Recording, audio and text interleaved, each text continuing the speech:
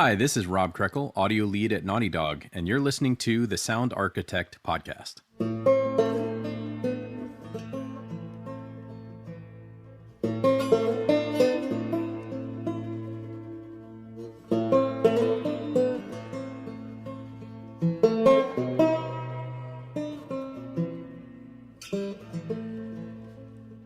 Hello and welcome to the Sound Architect podcast. I am your host Sam Hughes, and today I am joined by Rob Krekel of Naughty Dog, audio lead on The Last of Us 2. Thanks for joining me today, Rob. How are you? I'm doing very well, Sam. How are you doing? Thanks for having me. Excellent, and it's an absolute pleasure to have you. Now, before we do anything else, I have to say this is a very special episode for the Sound Architect, as many moons ago, 7 years in fact, was my very first interview for the Sound Architect podcast, and it was on The Last of Us 1, so it's an absolute pleasure to have this IP back on the show again. Absolutely, and that was with our mutual friend Phil Kovats, former audio lead. Yeah, and it was a fantastic interview, so I'm very excited for this one as well. I'm excited too. Let's dive in, man. Yeah, let's do it. So before we dive too deep into The Last of Us 2, I was just curious, can you tell us briefly about how your journey into sound design began? Sure. It's an interesting journey. I as a kid growing up, I was always interested in audio. I had a recorder. I would record things off the radio. I'd edit things. I'd splice things. I never really thought of it as a job. It was just something fun to do. Yeah. And then I've always been interested in art. So I was a huge fan of comic books. I would draw a lot. I would paint a lot. I was very much into art. And I thought, once came time to go to college, I was like, well, maybe art school might be the place for me. Around the end of my high school run, Pixar had started putting out movies, specifically Toy Story, and I was just blown away. And I was like, oh man, 3D animation, that's the jam. That's what I want to do. Nice. And so I packed up all my stuff and went down to the Savannah College of Art and Design down in Georgia, which is a fantastic university. And I started my journey. I got there, and being a big fish in a little pond in my hometown, immediately gave way to, wow, I'm nowhere near as good at this art thing as these other people are. And so I started looking for alternatives. Early on, when you're at art school, you're not really working on the major, so you're not working in Maya or 3D Max or anything like that, working on animations. You're doing fundamentals. You're doing drawing, painting, color theory, things of that nature. Right, yeah. But by the end of that first semester, you get the opportunity to take some electives. And so I took 2 electives, actually. I took Intro to Game Design, because I was very interested in games, lifelong gamer. Nice. And I took Intro to Sound Design, because like I said, I had always had this sort of peripheral interest in sound. I really became aware of it after sending some box tops of like Corn Pops off to get a behind the scenes VHS tape of Star Wars. Awesome. They had a very small segment on there with Ben Burt, and he's hitting a guy wire for the blaster sounds. And and that just blew my mind. I was like, oh, that's really cool. And so when I take this intro to sound design class, I find that I really love it, and it doesn't feel like work. It feels like fun. And I was like, okay, I think I found what I need to do. And then from there, the rest of my time at university, I just immersed myself. I was in the sound lab. Any free time that they had, I was just in there trying to learn, playing with microphones, playing with recording. They had a huge equipment rental, and you could rent all these thousands of dollars of different microphones and just play with them, go out and record whatever the heck you wanted. It was really an awesome way to kind of like fall into that world. Yeah. But I was also hugely fascinated in games, and so I followed that path as well. And by the time I finished university, they offered a 4-year. Well, over the 4 years, you could do it was a trimester system, but with an optional 4th quarter, and so you could go to school over summer, and you could get more education. And so I ended up with 2 degrees at the end of it. A Bachelor of Fine Arts in Sound Design and a Bachelor of Fine Arts in Game Design. Wow, nice one. Which sort of set me up for a path in doing sound for games. I wonder where those things would lead you, yeah. Which, a lot of people go to get educated. I feel very, very fortunate to have kind of found my way to Naughty Dog. But I really got my start at EA Chicago. I was at GDC way back when, and I'm there just like networking, trying to meet people. And while I'm there, I'd put my demo reel at the time up on the Game Audio Network Guild forum, Gang forum. Oh, nice. And this is back when internet forums were more of a thing than they are now. There was no Twitter, there was no Facebook, there was no nothing of that nature. There was a time before them? Yeah, if you can imagine. It doesn't feel like that long ago, but I guess it really is. It's like, 15, 16 years ago. But the audio director at EA Chicago saw my demo reel, and just based on that, he gave me a call while I was at GC. Hey, I have a junior position. Do you want to interview for it? And I was like, yes. Oh, wow.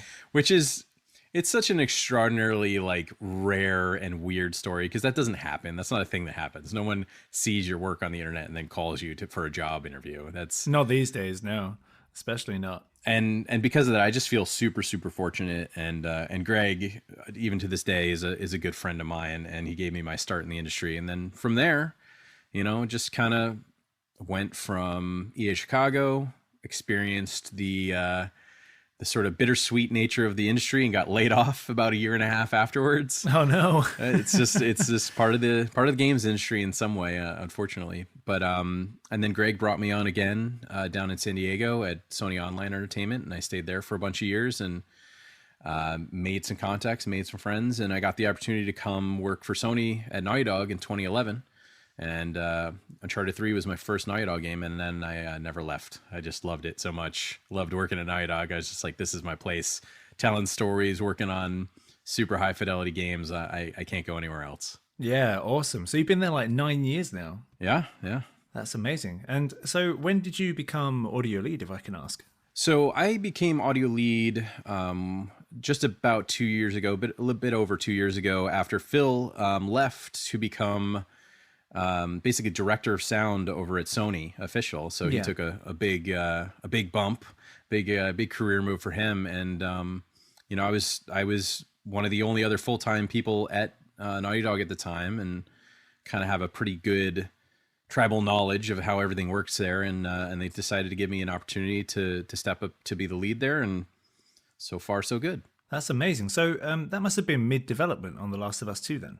Yeah, we had finished The Lost Legacy, Uncharted The Lost Legacy, and we were in stride on development, but it wasn't really like full on craziness quite yet. We were still kind of early days at the time. So Phil left that for you. Very much so. So what was it like joining a project as audio lead at that stage?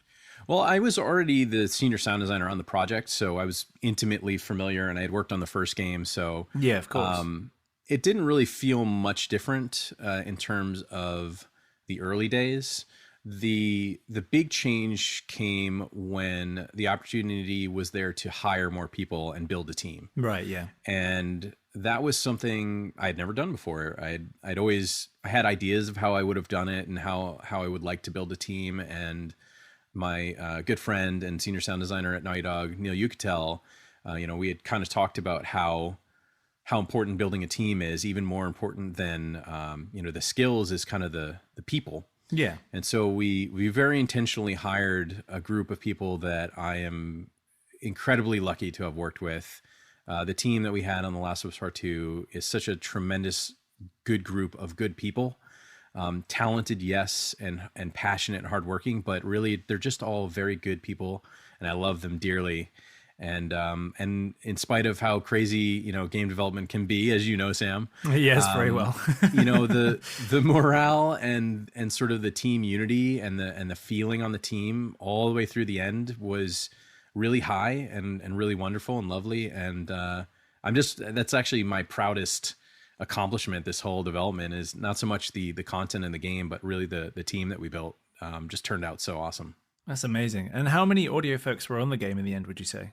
So if we don't include external folks, internally we had about 23. Right, okay. And that includes both dialogue, localization, and sound design. But we also still partner with Formosa Group. And we had a very large team of people at Formosa helping with dialogue, leveling, and mastering, cinematic sound design and mixing, as well as some support on the sound design side of things for what we call IGCs, or in-game cinematics, which is not the big long form things, but the small, short interactable bits. Yeah. Now, I have to say, The Last of Us 2 sounds incredible. It's a phenomenally sounding game. So you folks achieved like your goal. It was incredible to listen to. And it's kind of mind-blowing in a way, because I played it and was like, how? On so many things. Like, it kind of made my mind melt just thinking about managing the things that you would have to do, you know? I have so many questions for you. I hope you're ready for this. Absolutely. Yeah, it was an incredible undertaking, and what an opportunity of a game to work on. I mean, the beautiful thing about working at Naughty Dog, I think probably in every aspect, is that you are given the leash to go as far in your craft as you are willing to push yourself. Yeah. And so very little of it, I mean, there's certainly pillars that are required to support the game design, but very little of it is like a top-down directive of like, oh, the sound needs to be this good, or this high fidelity, or the systems need to be this intricate. The majority of that intricate detail comes from the passion of the people on the team. Yeah. And having the opportunity to even do that is such a rare thing. And, you know, on a project of this scale with this sort of level of detail on all ends, it's a pretty special project to work on for sure. Yeah, I can imagine. And so I guess we should start at the beginning. Okay, so day one, first time you ever heard about this project. What was the first thing that your team had to do? Well, when we first started talking about it, it was very much trying to figure out what the game was going to be. Yeah. And really it was figuring out more on a systems level. So story hadn't really been written or come together yet. We started very basic on, okay, mechanically, what are we going to translate from part one? And so there was a pretty deep dive and a lot of prototyping into some different modes of gameplay that didn't ultimately pan out. But the early days are really supporting that exploration of, you know, what does the melee combat feel like in part two? What does Ellie feel like versus how Joel felt like? Yeah. And how are the infected going to work in this game versus how they worked in the first game?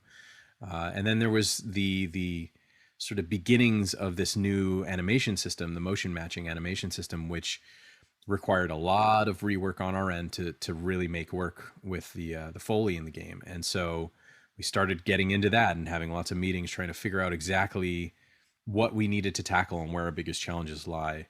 But it was interesting. There was a lot of exploration at that point in time, which I hadn't previously gotten to participate on, which was kind of fun to see kind of where all the ideas that eventually came to the final game sort of had their genesis. Yeah, and how did you decide, obviously things that weren't dependent on gameplay, what systems did you decide to bring from The Last of Us 1 or like modify for 2? Well, to be honest with you, we pretty much had to start almost from scratch on everything. Oh no. Yeah, because we had because if you remember, you know, The Last of Us Part 1 was a PS3 game. And in the time between The Last of Us Part 1 and Part 2, we'd developed Last of Us Remastered on PS4, as well as Uncharted 4 and The Lost Legacy. So our audio technology had changed drastically since then. Yeah, I can imagine, yeah. I say most of our systems are custom made for The Last of Us Part 2, but they are an evolution of where we started way back when, probably as far back as Uncharted 1, all the way through all of our games to The Last of Us Part 2. I would say if there's one aspect that changed the least, but our utilization of it changed, but the actual fundamental technology didn't change too much, was the environmental audio system. So all of Jonathan Lanier's hard work on the sound propagation system from The Last of Us Part 1 is almost wholly intact, but added onto and augmented, I would say.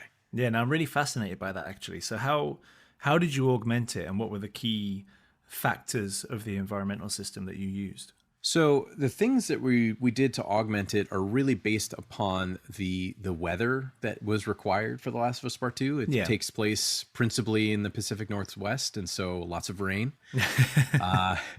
And the thing with rain and really any white noise content is that it travels through spaces pretty effectively. And one thing that is sort of a challenge for our system is once you are basically 2 spaces removed from a sound source, it basically disappears entirely. Right. And even if you are, say, there's rain going on outside, you have a quad bed of rain, and you go inside, you can kind of hear it obstructed, But if there's a window in front of you, an open window or shattered window, you don't get the sense automatically of it projecting through that window. No. Because it's not a 3D sound, it's a 2D sound. And so one thing that we started on The Last of Us Part 1, I think there's literally maybe one of them in the game, is we started placing these cone emitters, which would take that sound, that exterior rain or that exterior white noise content, waterfall, something like that, and it would help push through or give the sense of that sound pushing through that portal, that window, which gave you a better sense of transition between spaces. And so that really came into a big way on the Lost Legacy. Neil Yucatel put in a ton of work because there's so many waterfalls. There's like 500 waterfalls in that game, literally. Wow. And so he handcrafted all those things, but he also handcrafted in a lot of the spaces how that sound moved through those spaces. And it was a lot of hand authored cone emitters. Yeah. And so that same idea, like I said, it's sort of an evolution with the rain for The Last of Us Part 2 was the same sort of undertaking. So that was really, where we're placing these cone emitters at all these different places in the world to give the sense of the exterior pushing into these interiors in a more natural way. And Justin Mullins was our sound designer who was chiefly in charge of doing the ambience of the game, and he did a fantastic job. He also worked with one of our associate sound designers, Jordan Denton, doing all of the rain. And I think it's probably some of the most impressive wet stuff that I've heard in a game before, just because the attention to detail is not, a lot of the time it's a bed of rain. It just sort of is around you. It doesn't have quite the detail of what's directly in front of you or next to you, but there are so many of these small little emitters of rain patter on metal, on cars, on dirt, on leaves, on all these different things. They're all hand placed, all hand authored. And it just gives you a greater sense of moving through the world and a greater feeling of immersion. And I think they did a fantastic job doing that stuff. Yeah, definitely. Because I was going to ask about the rain, actually, because I noticed there were certain points where you could hear the detail in what it was bouncing off of. And so you're saying it was all manually placed, and even all the portals where you could hear the rain through, they were all manually placed as well? Absolutely, yeah. That is that is one thing about our engine is, and that's sort of what I was saying before, is it's all handcrafted and it's not required, right? The game doesn't require you to have those things to translate game design wise. But it is something that we care very much about on the audio team, is trying to create as realistic an audioscape as we can. And so, where we can spend that time, we do. And there are compromises. There are places where it's not as robust. We have to pick and choose our battles, obviously, but where we can, we try to do that stuff. I think if we were working on more of an open world style of game, we would find ways of systemically generating that stuff. But because of the way our games are developed and the way the art is generated, a lot of the time there isn't necessarily a good systemic solution that we've yet to come up with, because we're usually midstream development and things change, weather changes, all that stuff changes, and the time it takes to develop a system that would just auto populate some of that stuff, we just don't have the luxury for it usually at that time. Yeah, and I can imagine it, because it's you can tell The Last of Us and The Last of Us 2 especially is a kind of handcrafted experience in terms of kind of the game as a whole. So I can imagine there's no one size fits all in terms of systems, because everything's kind of tailor-made for the journey. Yeah, absolutely. The journey is handcrafted in all aspects, not just audio. And I think that's sort of why our approach ends up being that way, just because we're trying to be in line with the rest of the art. And I think it shows off in the proof is kind of in the pudding. I think, being given the opportunity, like I said, to kind of build things like that is really, it's really special, because a lot of games you just don't get the opportunity to do that. No, yeah, of course. And what was the kind of difference in vision for the audio between The Last of Us 1 and The Last of Us 2? The vision is similar, right? Because it is a sequel, and we established a pretty strong sound signature in the first game. Yeah. And so part of the vision was staying true to that original sound signature, and which is basically hyperrealism and hyper detail. Yeah. And the vision really only changed so much in that we have PS4 now, and so the detail level could be pushed that much higher. But the vision is sort of a shared Naughty Dog vision in that we're always trying to support the story. The story is always the chief driving force behind everything that we do. Yeah. We try to be super detailed, but we also strip that away in times of needing to support what we're trying to say as a studio. And so that vision kind of carries through no matter what project that we're working on. And I would say for The Last of Us Part 2, for me, I really wanted to push the dynamic range even further than we have in the past. Again, because it's such a rare bird of a game where you have quiet moments, you have the opportunity, you have the space to make it breathe. And if we're not taking advantage of that space, I think we're doing it wrong. And, I think that really probably for me was a big overriding sort of design goal, I would say. Yeah. And there must have been so much, and with so much being handcrafted as well. How did you divide up the workload between people? Did you have sort of like strike teams on certain areas or certain systems or certain elements? So the way we have had our division of labor, so to speak, is very much based on systems. I like to describe the audio system at Naughty Dog as a system of systems. And it's true because we really do tie into literally every tool or every system in the game, design and visuals wise. We have some hook into it. And so the way the work is divided, especially because it seems like a lot of people when I say 22, 23 people, but by and large for a game that's 30 hours long, it's not enough people. It's never enough people. No, yeah. But the way we divide it up is more along the lines of systems. So like I said, Justin Mullins was more in charge of the ambient system. So that includes environmental audio as well as generating all the ambient assets. And he was sort of the stakeholder there. That doesn't mean other people didn't contribute to that system, but he was sort of in charge of it. Yeah, he was sort of like heading it up. Right. Likewise, the Foley system was headed up by Neil Yucatel, and all the infected by Bo Jimenez. And our melee system, which I think turned out really, really freaking awesome, which was such a fun... It's super satisfying. Such a fun design iteration process, was done by Michael Marchesotto. And then kind of a lot of our miscellaneous tasks, a lot of our IGCs, so our in-game interactable sort of moments, were principally handled by Jesse Garcia, and he was also responsible for working with our outsourcers, so working with Formosa to kind of cover all the almost 2,000 IGCs that we had in the game. Yeah, and how did you decide how much to outsource? Because that must be one of the biggest challenges on a project where you have to kind of go, okay, not only do we have to outsource this, I have to decide how much we send, because you've got to send it out, and then you've got to also, I assume, have people in-house assembling it and implementing it and putting it into the game. Yeah, absolutely.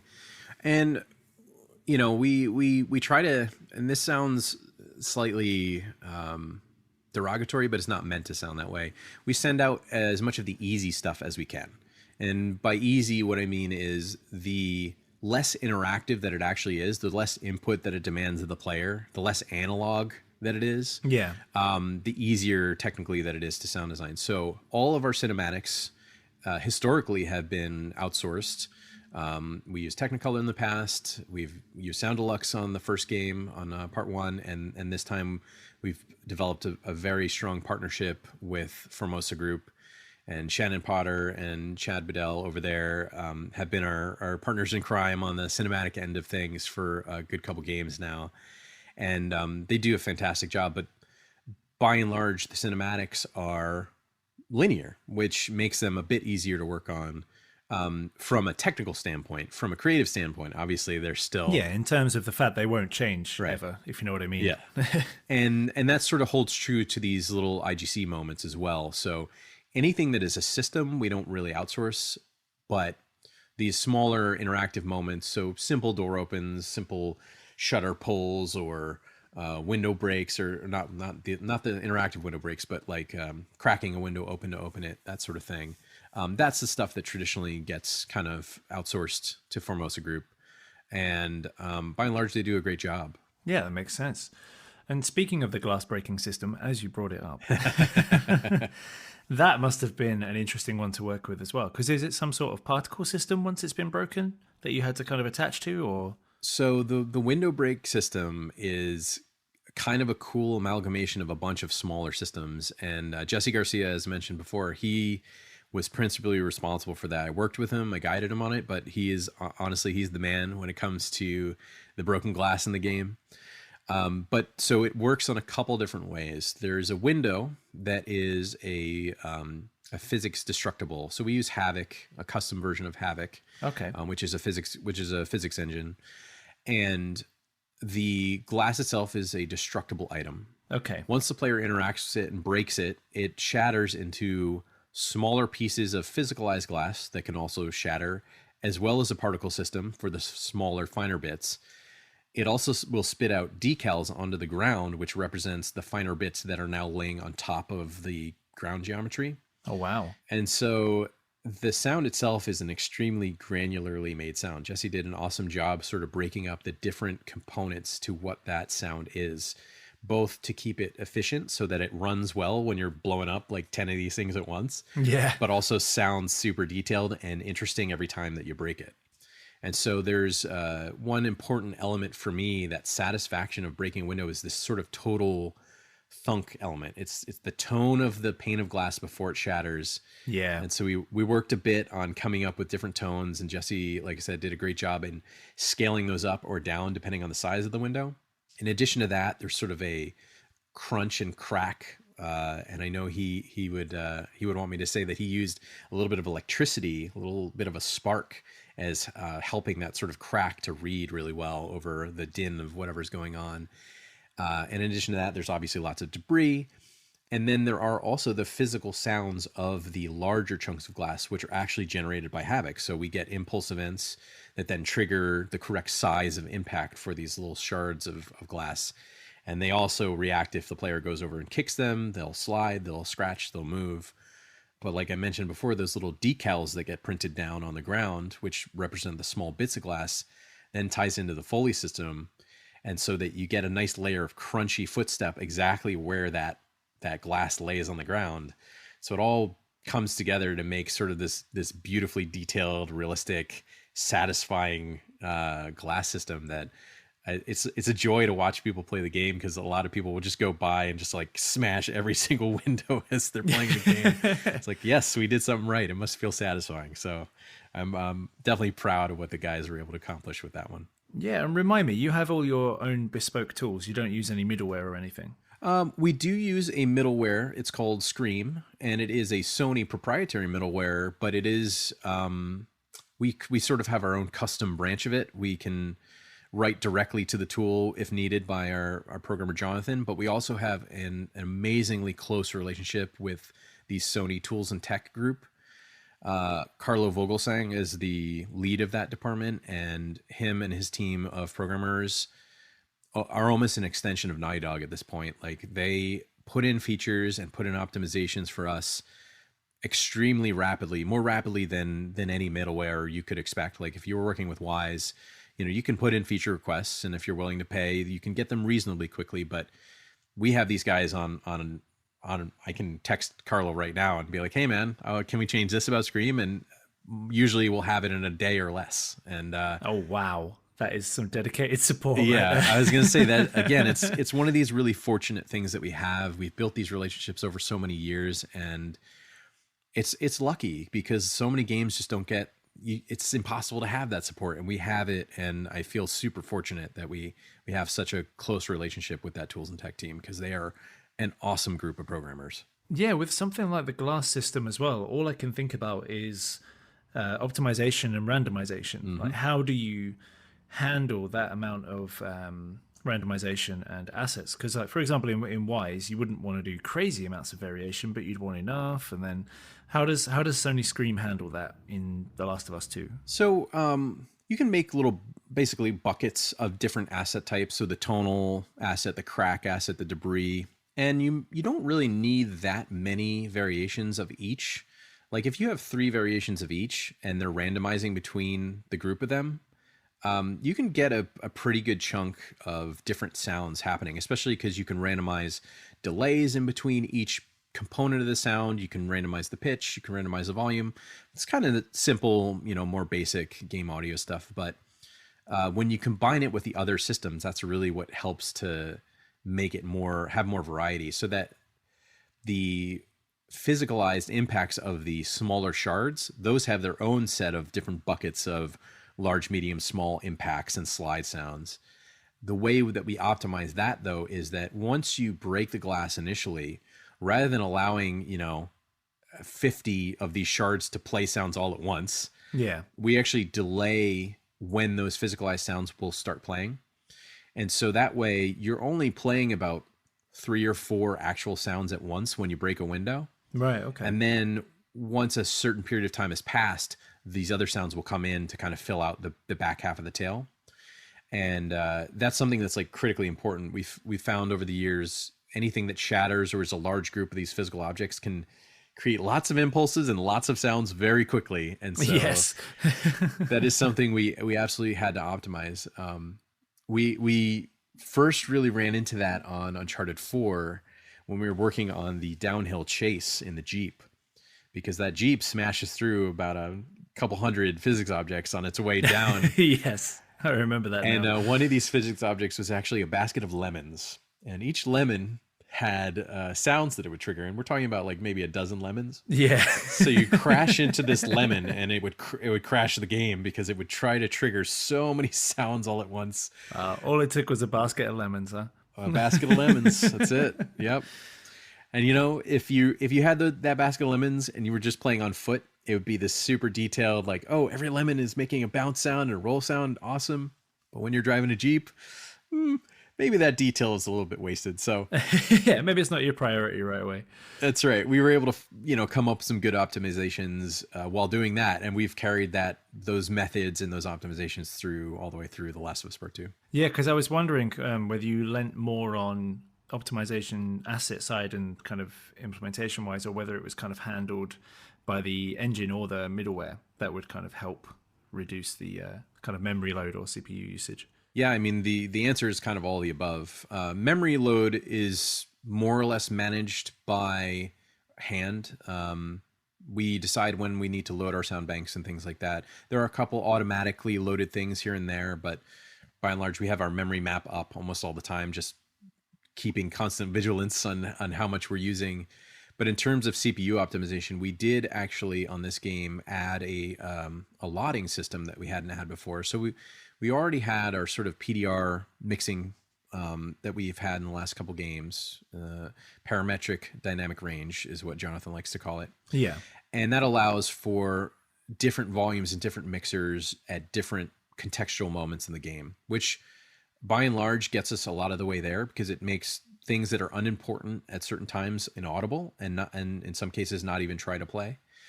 But due to the overwhelming detail level that we were trying to achieve, that even wasn't enough. And so we created this lotting system that is based on perceived audibility. So it's not quite HDR, but it is based on our mixer categories. We can go in and set a certain volume level threshold that needs to be overcome in order to be heard, again, at different stages of contextual gameplay. Yeah. And so that way we can control the mix. We can turn off things. Like during combat, we end up turning off a lot of stuff that is usually audible at a greater distance if you're not in combat. But when you're in combat, we want to focus the mix on the things that are most important. So enemy callouts, enemy weapons, enemy foley, things like that. Yeah. Once you're beyond a certain distance, though, a lot of that stuff tends to be unimportant, and physics objects and certain ambient sounds just get completely shut off once they're, within a certain or without a certain radius from the player. And so that really helped us both to clean up the mix, but really what it did was help us to optimize our CPU utilization, because just triggering all those sounds, even if they're inaudible, we still are firing stochastic raycasts, we're doing physics probes, we're doing all these things. And a way to wipe those things out was just to have them not try to play at all during certain gameplay scenarios. So it was a great system that we came up with a little bit late in development, but it was something that was certainly necessary. I'm interested to see, with new technology on the horizon, what we can get away with in terms of CPU. The PlayStation 5 is very, very exciting to me. Yeah, I think it's exciting for all of us on that one. We're like, more memory, more CPU. And billions of raycasts. Yes, all of the raycasting. All the raycasts. So as we're on raycasting, how much did you utilize raycasting in The Last of Us 2 audio-wise? Was it for things like reverb and propagation and occlusion? So our raycast system is very similar to what it's been over the last couple games. We don't use it for reverb generation or near field reflection or anything like that. We have plans in the future, but the principal amount of our raycasts are for obstruction occlusion. Yeah. And it works basically the same way that it did on The Last of Us Part 1, the system that Jonathan developed. It's more or less the same now, and it's a lot of raycasts.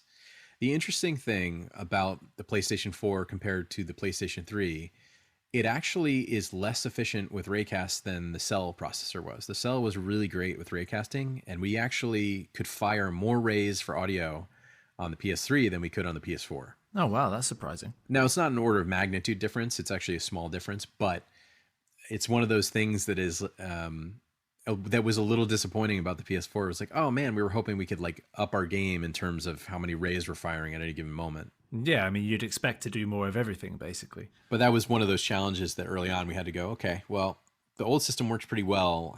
We just need... Hi everyone, this is Sam from the Sound Architect podcast. I just want to interrupt today's podcast very quickly for today's podcast sponsor. Today's podcast is sponsored by Outspoken Audio and their dialogue production tool, XenoVox, which is fully automated, standalone dialogue production software designed specifically for game audio. Reading directly from your Excel script, XenoVox records and prioritizes takes for an unlimited number of actors and includes the feature called ADP, which plays back existing assets to prompt other actors in the same conversation flow, as if they were all in the same room together. Something to help in the new normal. Currently working for both AAA and smaller projects alike, you can find out more with a free trial, tutorials, and FAQs on their website, outspokenaudio.com. Now, back to that podcast. Need to find new ways to augment it. And a lot of that is what we've already talked about with lotting and the portal cone emitters, things like that. But by and large, we still use a stochastic raycast system for most of our sounds. We also can limit sounds to only use a single direct path probe. If we find that they're short sounds, we don't get a benefit from firing off a bunch of stochastic rays on a super short sound. Yeah, of course. And so that's a great way to optimize that we found over the years. But yeah, by and large, it's stochastic on any 3D sound by default. Yeah, I was going to ask because with all the window breaking, I assume this kind of in-engine handles all the sounds coming through the newly opened windows, shall we say. Yep. In terms of the reverb then, how did you approach the reverb on this? Because I remember a while back we discussed about Uncharted 4 and using things like whip cracks and things like that to get convolution reverbs. Did you do some similar stuff on this one? Yeah, so like many things in our game, all the reverbs are handcrafted and hand-placed. We recorded a bunch of new reverbs. We did a recording trip out to Idaho with Frank Bree, the recordist, to do weapons. Oh, nice. Which was incredible and awesome in and of itself. But while we were there, outside of recording the weapons, we recorded whip cracks in environments that were semi-urban, rural, next to farmhouses, in open fields, kind of wherever we could go. We also use starter pistols for certain things, for interior spaces mostly, where you can't swing a big whip. We're still using that technique for our gun tails. The whip crack as sort of an impulse starter for an impulse response for a gun just sounds more like a gun when you fire a gun in it. The cool thing is, to reiterate what we've done in the past, is we have a separate convolution per outdoor space for voice and sound effects versus guns. So guns have their own dedicated convolution for their tail in exterior spaces. And then everything else runs through this other one that tends to be a little less wet, a little less extreme. Yeah. And it allows to have some really cool, interesting crafted reverbs. And I think on this game, I generated over 150 new impulse responses for the environments in the game. Oh, wow. And at any given time, we have close to 23, 24 reverbs running and convolution reverbs running at any given time.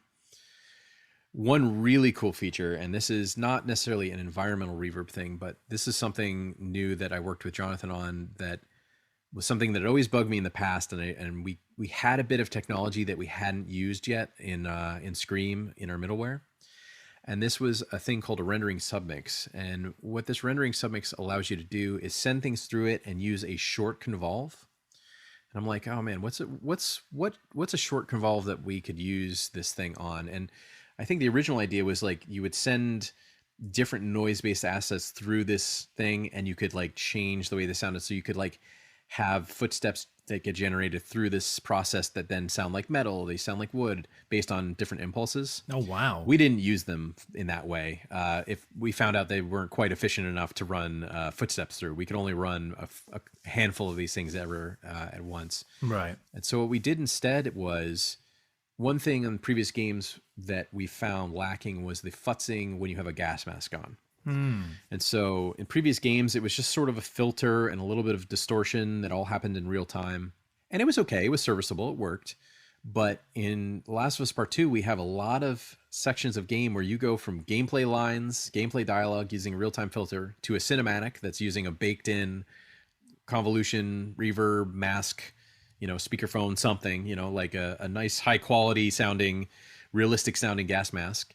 And then back into gameplay straight away again. And I did not want to degrade the audio in the cinematic to match the sort of, in my opinion, subpar sounding futs that we had for gas masks in the game. Right. And so Jonathan and I brainstormed about using this rendering submix. And so we did. And this came on very, very late. But we worked with our friends at the Tools and Tech group. And we worked with Formosa, and Formosa actually shared with us their settings and their impulse response that they used for the gas mask, and that we were able to use that impulse response on this rendering submix for our gas mask fuxing in the game. And so I was able to tune it so that it sounds completely seamless, and it sounds way higher quality. So all the gas masks in the game, whether it's Joel or Dina or Ellie or Abby or Lev, all those characters, whenever they have a gas mask on, it is the exact same settings, filter, and IR that are used in the cinematics that oftentimes are interstitial between moments of gameplay. And it's completely seamless, and you really, really can't tell. I think it's one of my favorite little bits of invisible technology that we added to The Last of Us Part 2. And it was something that came on really late. And to be honest with you, it was kind of the last piece of technology in our middleware that we hadn't used in the game or in any of our games. Yeah. And so Jonathan and I, our joke is that, we used all the features, all of them. They're done. We used every feature in the DOS. Maxed it out now. You've 100%ed it. we got the platinum on Screen. You got the platinum trophy of Screen. Well, I wanted to ask, actually, now you mentioned that, how did you, with so many moving parts, how did you make sure that all of the audio was kind of consistent and cohesive in terms of the same world and the same journey, so to speak? Because obviously when you're outsourcing and people are doing cinematics, people are doing assets, and then you're doing systems and assets, how do you make sure it all ties together nicely? So I think that's the advantage of working with the same people for so long. On the cinematic side of things, because we've worked with Shannon and Chad from their Sound Deluxe days on the first game, all the way through all the Uncharted 4, Lost Legacy, and now Part 2, we've built up a great rapport and shorthand that they are very tuned in to kind of how we want the game to sound. Yeah. Which is a tremendous shortcut to getting there. Likewise, our senior sound designer on the game, Neil Yucatel, has worked on every Naughty Dog game since 2011, just like I have, all the way back as a contractor, and we were able to finally hire him full-time Bo Jimenez came on during Lost Legacy, so he's kind of been inculcated with the culture and the aesthetic. Same with Justin Mullins. He came on during Lost Legacy as well. And really, we spend a lot of time for people in-house. We talk about culture all the time, and we talk about aesthetic, and we check in constantly. And it is a process of iteration to, in many cases, unlearn things from other games or other studios. Because I find that our aesthetic is usually a bit, certainly more dynamic range in it, but also the requirement of the detail. So the tails of sounds that in a lot of games you don't even get the opportunity to hear, so you don't bother putting them in the sound. Yeah. In our game, you hear those things, and when you don't hear them, it sounds wrong. And so that's one of those things that is a great sort of shorthand to have with people. It's like, okay, more debris, more tail, less truncated. Really think about the detritus and things that are falling off of these things in this world. And, you know, The Last of Us and Uncharted in that way are similar, right? They're both these sort of broken down old places that have a lot of buildup of gunk and junk everywhere. Yeah. And so that through line is there. And then also the opportunity for that dynamic range where you can hear those things is important. So that's sort of the beginning conversation that we have with new folks on the game. But in terms of all pulling it together, I really do think there's so much value in retaining folks who understand and are successful at applying that kind of aesthetic. Because the more people you have to sort of reinforce that way of doing things, that way of thinking, that way of hearing, the kind of easier it is to wrangle all the different bits and pieces. And so that's definitely, it's a tribute to the team and their attention to detail that everything sounds cohesive. Yeah, definitely. And in the same vein, really, were you in charge of the final mix? Yeah, actually I was. For the first time, I had helped Phil on previous games mix bits and pieces of Uncharted 4 and Lost Legacy. But this was the first time that it was all me, man, and it was an interesting one. Oh wow! To be sure, I bet that was an experience. It was very challenging. It's a very long game, and trying to get through that thing is it just takes a long time. But I will say, what has always helped our mixes is that we mix as we go, and I think a lot of teams do, especially working on these large games. Yeah. And a lot of it is due to that sort of inculcation of culture and dynamic range and understanding that you don't just throw something in the game and max it out volume wise so you can hear it and move on with your life. Everyone who puts stuff in the game is expected to mix it as they expect it to sound in the final game. Yeah. Which makes the mixer's job, my job, really a lot easier because it's just tweaking at that point. It's not like, I need to remix this whole section of game completely entirely. It's more like, no, I just need to, this emitter, I need to hear a little bit further away. So I'm going to increase the distance at which I can hear it. Oh, this one needs to be a little wetter and a little less present. So I'm going to dial up the reverb send and dial down the direct send. Working on the horse towards the end of the game, it was like, okay, we just want to balance out all the different surfaces a little bit better, make him a little quieter so that it doesn't stomp on the dialogue as bad, by and large, the biggest part of the mix really for me, to be honest with you, was trying to get in those 150 reverbs throughout the game. I can imagine. So many spaces all over the place and trying to balance how wet the game sounded. And, there are certain places that have different moods that require something a little more wet or more interesting. And then there are other places where our more simple set of reverbs would suffice. And so that was an absolute challenge for me. Reverbs in general are a challenge for me, but I think there's some sections in the game I'm really proud of in terms of the way the spaces sound. But it was a tremendous challenge, and I hate to sound like a broken record, but really the team did such an awesome job like setting it up for me. Like I really was just the beneficiary of such awesome hard work from everybody on the team that it really did make my job a heck of a lot easier. Yeah, and were you playing through all the combat multiple times to make sure that all the priorities were right, and then you had to kind of like make sure all the busiest moments didn't sound weird? Oh, absolutely. I think that's probably where we spend the most time is in the combat areas, in the areas where story is trying to be told. So the one of the fun places to mix that I really enjoyed was the sniper section where Tommy is shooting at Abby and Manny, and you're on sort of this long street. That was a fun one to mix for a number of reasons. Originally, when we got the dialogue back there, and this is something that I was able to, push the mix on much earlier in the game, which is great. Sort of the mix as we go concept. But the original dialogue we got was not really projected in the way that you would expect for people who are in rain and being shot at. Yeah. And so thankfully we were able to go back in the studio with Laura Bailey and I forget the name of the actor for Manny, unfortunately.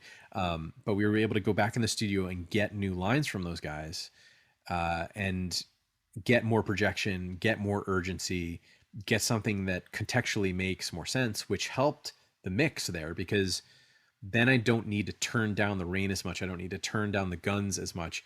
The guns and the impacts and the bullet ricochets can all read as scary, but you're still going to understand the dialogue. You're still going to understand the story that's being told without it sounding unnatural. So that was a really fun part to mix. The other thing I really, really love about that scene is all the sniper sections with Tommy allowed us to play with speed of sound, which I love. I love being able to play with speed of sound. So if you listen carefully, as that fight progresses, when you first start, you actually hear the bullet impacts and ricochets before you hear the shot. Yeah. And it is roughly based on a realistic speed of sound, which I think is just cool. A lot of movies have done it in the past. I've very rarely seen it in games. It's been in a few, but it was a fun sort of opportunity, and it is a dynamic system. So it's not baked in that those shots just sound distant. That's awesome. The closer you get to him, to where you're finally right next to him, the less delay, and eventually you're hearing the shots and ricochets basically at the same time. The flip side of that is when you go in a flashback and you're with Ellie and him, and you're firing on very distant enemies in the patrol. If you listen to the bullet ricochets, you'll see the spark and impact well before you hear the ding of hitting the sign or the gondola or any of the other pieces. Yeah, I noticed that actually. Like I said, it was just so fun to be given the opportunity to actually play with speed of sound. And it also gives you the advantage from a gameplay standpoint is you get to separate those sounds using physics and real sort of realistic representation of that sound. But it also helps the gameplay because you're not stomping the indication that you've hit something with the sound of the gunshot itself. You can have this big enormous boom for Tommy's sniper rifle and still hear the ka-ting of hitting the sign. And it was just a really fun little section to work on. I love that we were given the opportunity to play with sound in that way, because it's a rare thing for games. Most of the time it's got to be directly in sync, and for anything to be out of sync is seen as wrong. So I wanted to ask with that as well, how do you, in a game like The Last of Us 2, how do you balance realism versus hyperrealism? So you're saying like there, you got the speed of sound that you're playing with there, which is kind of a more realistic element. But then how do you decide on a lot of parts where you need to make it, unrealistic? Because if it was realistic, it would basically sound terrible. Well, I think the balance is always probably with combat stuff the most. We really push the realism when it comes to our human beings. So we try to make the Foley as detailed and rich and realistic sounding as possible. Yeah. We try to make our crowds sound like real human beings having real conversations. We try to push our environments to make them as detailed and realistic as possible. In the environments, you get a little opportunity whenever there's infected around to kind of push the dread and the terror a little bit more. And so there's a little bit more of an opportunity to get a little more subjective with some of those sounds. And Justin took a lot of inspiration from the original Tilted Building in the first game, I know, which also sort of had that opportunity for more subjective, unsettling background elements. And I think it's a fun time for that, because you're really trying to affect the player in a way that makes them feel tense and upset and scared and freak out whenever a stalker breaks free from the wall and attacks them. But in terms of hyperrealism from a combat standpoint, I think all combat by its very nature, sort of has to be approached that way in most games, because if you've ever heard a real gunshot before, it's not terribly interesting. No. Typically, it's sort of just a crack and your ears compress.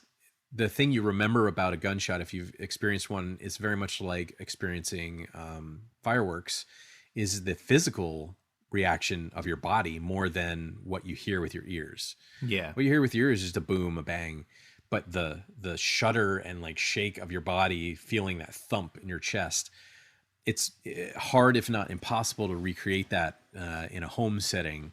And so we have to sort of compensate for that by designing the guns in a way that they're hyper realistic. Now, in The Last of Us, we, because of the dynamic range, the guns are probably the loudest thing in the game, one of the loudest things in the game anyway. Yeah. And they're that way on purpose to try to replicate that physical feeling of like almost revulsion or if not revulsion, just overwhelming sense that you shoot it and you're like, oh, right, that's a gun. It's really loud.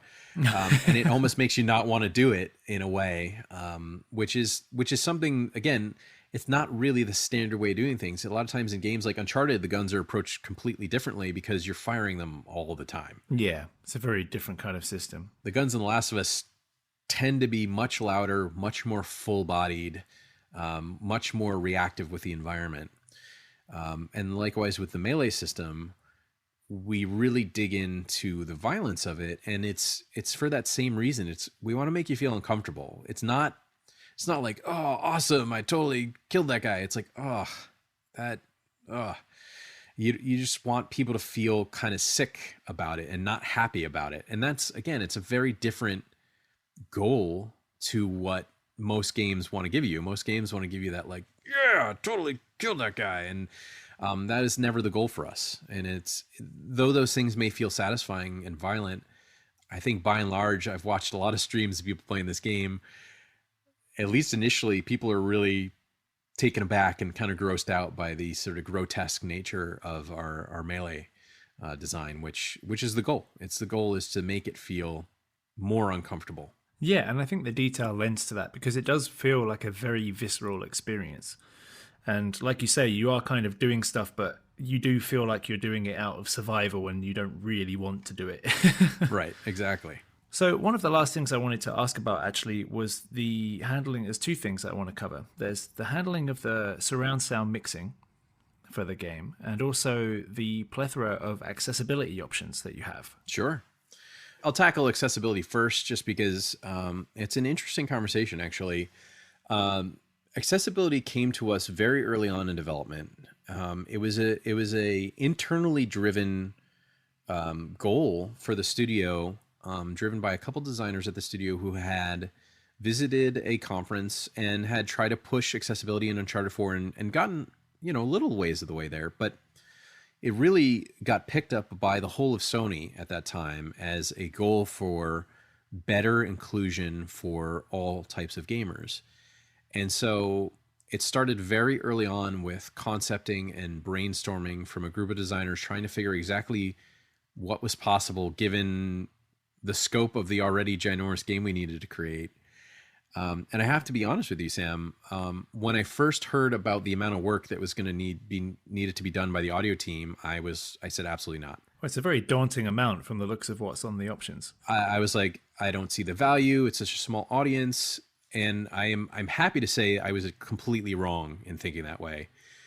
We had a couple of our accessibility consultants come to the studio and talk to us.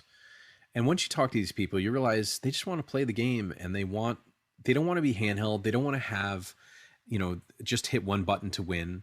They want to have the challenge of playing a game. They want to have all these options so that they can tailor the game to be just challenging enough so that they feel accomplished when they're playing it, but also there's no barriers to where that they can't finish the game. So it quickly became something that was a big goal for the department. And Justin Mullins, who not only was handling all the ambience in the game, he also took on the role of doing the accessibility sounds. And he spent a lot of time listening to the feedback from our accessibility playtesters, combing through, chatting with them, asking questions. And we had, over the development, a handful of sessions with those folks where they would come in, they would play, they would give feedback. And we were able to tailor all those options to eliminating barriers that would come up during gameplay. And that's like the key element, right? Yeah. We created all these options so that if you only need to turn one of them on just to like get to the golden path, or enhanced listen mode where you can actually ping and you can hear, oh, there's an item over here, oh, there's an enemy over here. I've seen sighted players use that. That's the sort of side benefit of all this, is the accessibility work where we first thought was just for these people who have disabilities and people that need extra help playing the game. Turns out lots of folks want to use those options, and there's no reason to not let them use those options. If it makes the experience more fun or more accessible to everyone, then it's an absolute victory. And I don't know if you have any specific questions about any of the elements, but I know that Justin spent a long time coming up with the sort of non-diegetic nature of these sounds to where they poke out, but they're not abrasive. A lot of accessibility stuff out there tends to use very abrasive sounds just so that they're easy to understand. And we wanted to try to strike that balance between something that's understandable, it's audible, you can hear it, versus something that's just totally outside of the world, abrasive. It doesn't fit anything of an aesthetic that we're trying to achieve. And I think by and large, Justin did a fantastic job sort of striking the balance between those two things. I watched a blind streamer complete the game. Like, I watched this whole stream, and it was fascinating. It was unbelievably fascinating. Wow. And that's incredible. Extremely satisfying to have somebody without sight finish the game, finish complex combat setups, like being able to do, stealth kills and sneak up on infected and stealth through sections. Awesome. I mean, it was incredible. It's just incredible. And I think now, we've made a clean spot. I hope beyond hope that this is inspiration and leads to lots more of this type of accessibility options in games going forward, because games really are for everybody. And having gone through this experience of being a complete skeptic myself and now being a complete believer, I really do hope that it inspires others to kind of go on that same journey, in spite of sort of the daunting nature. Now we sort of have, if not a template, at least a good case study to look at and go, oh, okay, I see how they did this, this, and this. And there's certainly certain things in our accessibility presentation that by and large do not take a ton of time to implement. And there's definitely low-hanging fruit. And I hope at the very least people start to look at those things and start add them to their games.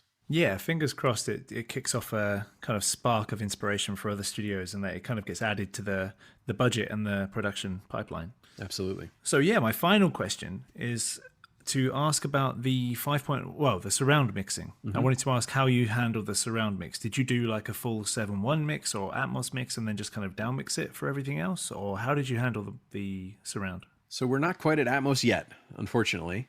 But we do have a 3D mix via the PlayStation Platinum headphones. And it's of course Sony's proprietary sort of 3D HRTF. And it's pretty cool. It's pretty accurate for what it is, given the technology at the time. By and large, the mix of the game is in 7.1. That's what we target. Right. And that's what I listen to every day in my room. But I also very frequently, because people listen to these games so often on so many different ways. I have earbuds that I plug into my controller to check and make sure that we're hitting those marks. I have 5 or 6 different pairs of gamer headphones that I try to check periodically on just to make sure that things are translating well. I use my TV speakers, and TV speakers they're sort of like the horror tones of video games, in my opinion, because most TV speakers these days are not great. And so if your mix translates to be okay there, I think you're in pretty good shape. But then I also did spend a lot of time working on the 3D headphones as well, because that is something actually during the course of Uncharted 4, we actually helped to develop those with Sony. We were giving lots of early feedback, and we helped develop the SDK. I believe Uncharted 4 if it's not the first game, it's one of the first games to use 3D audio on a headset. Awesome. And so, and that carries through. Lost Legacy was also 3D audio, and Last of Us Part 2 also has 3D audio. And the beauty of the way we build our game worlds is we've already been thinking in 3 dimensions as audio artists for a very long time. Bruce Swanson, who is the former audio lead here, back from the Jack and Daxter days all the way through Uncharted and Last of Us Part 1, he instilled the idea of when you're placing things in the world, when you're attaching them to characters or animations or joints, when you're placing ambient emitters, that you place them in a place that makes sense. So a bird tweeting doesn't come from the ground or in the middle of the air. It comes from a tree or a telephone pole or the corner of a building, where that sound would naturally come from. Yeah. And though you don't get elevation when you're listening to a 7.1 mix, as soon as you flip that 3D switch, we kind of get a lot of that elevation information for free, which is really awesome because we didn't have to change our process in terms of achieving that sort of 3D audio goal. And I know going forward, that's going to be a huge part of what the PS5 has to offer is very much an even higher fidelity version of sort of this infantile technology that we had on the Platinum headset. That's going to seem like a kid's toy compared to what I know that the 3D audio is going to be like on the PS5. I can't wait. I can't wait to get a hold of it. I'm so excited that that's like the future is more precise 3D audio. It's really going to be fun to hear. I know some of the PlayStation VR titles have really been trying to push a lot of the 3D audio because it's such a part of the presence when you're in VR. But in terms of like thinking about the mix from surround, 7.1 is absolutely our target, but it's not where we live the whole time because, I said, we're very well aware that these things are listened to on any number of output devices, and we try to hit all of them. I do want to shout out, we did get a new set of speakers at the beginning of the project. We got PMC 226s, and they translated so incredibly well to all the different types of output devices. I was extremely impressed by them. They were a joy to work on, really great to mix on.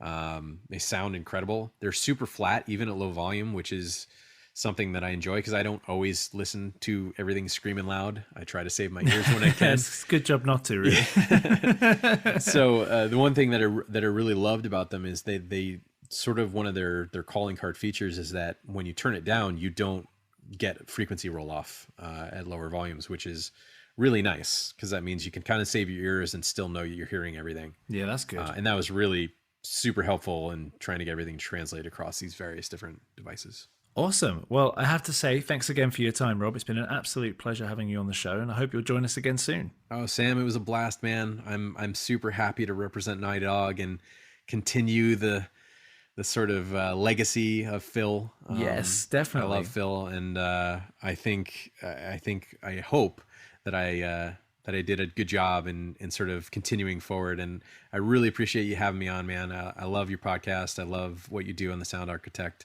and I'm happy to see where it goes from here.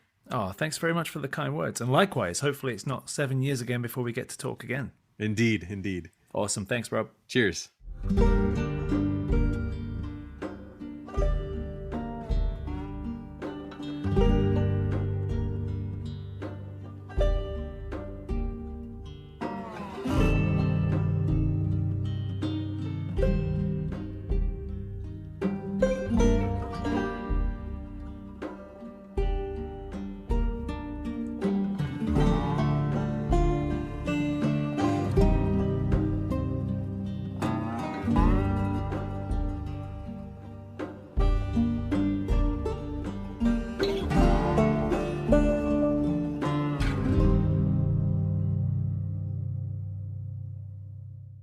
Hey everyone, this is Sam. Thanks very much for listening to the Sound Architect podcast today. I hope you enjoyed this episode.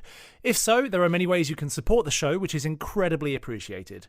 Obviously, there's the financial way where you can support us on Patreon, which is patreon.com/sounddesignuk.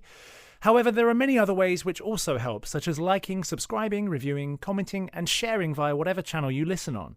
Even a like or share on social media really, really helps. So thanks so much for your support already. It really is a work of passion for me, and I'd love to keep sharing the knowledge from all these talented